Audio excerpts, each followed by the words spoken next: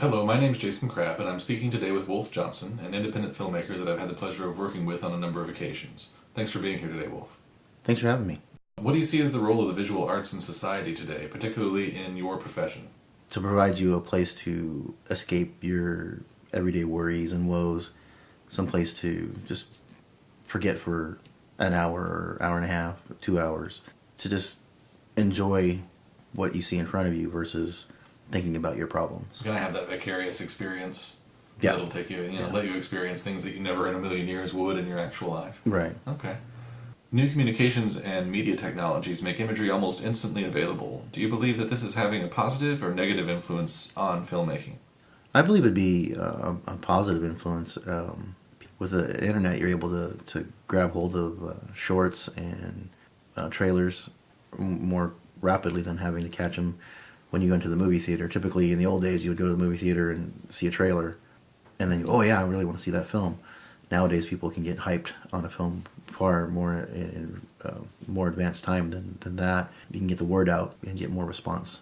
So you're more likely to be able to connect with your audience because of that kind of dissemination of imagery. Definitely. So what popular images do you see that are frequently repeated throughout the film industry? People like explosions. You see those a lot, but Right.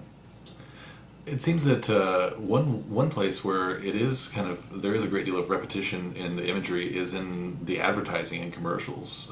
Do you think that would, I guess, count as popular imagery?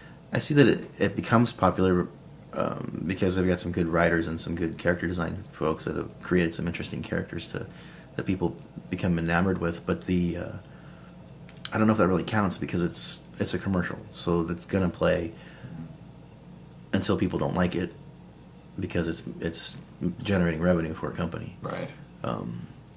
So then, who is one of your favorite visual artists, and then your favorite style of visual art? Well, probably my favorite would have to be Alfred Hitchcock. I love everything I've seen from him, and definitely film is my favorite favorite form. So what is it that specifically attracts you to Hitchcock's work?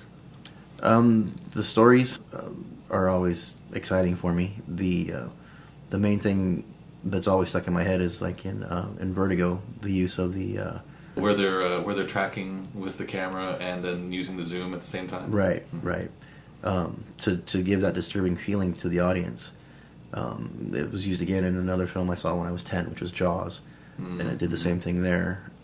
That use of that technique is what drew me into wanting to create film, is that you could impart an emotion just by the use of your camera. And have a psychological effect on the audience. Right, and they may not even know why they're feeling that, but you've got them feeling that because of what you've done with film. And that to me is perfect because then they're definitely lost in your film. Well, and that kind of connection is what we all look for, I Right. think, in film. Yeah.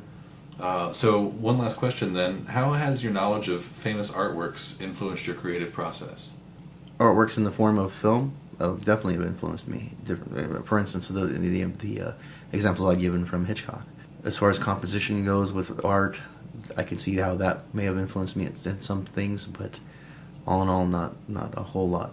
Are there other famous films that have particularly influenced you? Star Wars, Mm-hmm. the use of sci-fi. I enjoyed the old sci-fi movies as well. The old Forbidden Planet. And, yeah, those, and then they for their time they were state of the art. What they were able to do, what Lucas was able to do with Star Wars was incredible at what they had at the time, and it's just progressed onward from there. Mm-hmm. So definitely influenced by that, and that is definitely a piece of artwork. All right. Well, thank you very much. I appreciate you taking the time to sit with me and answer these questions. Not a problem. Thanks for having me. All right.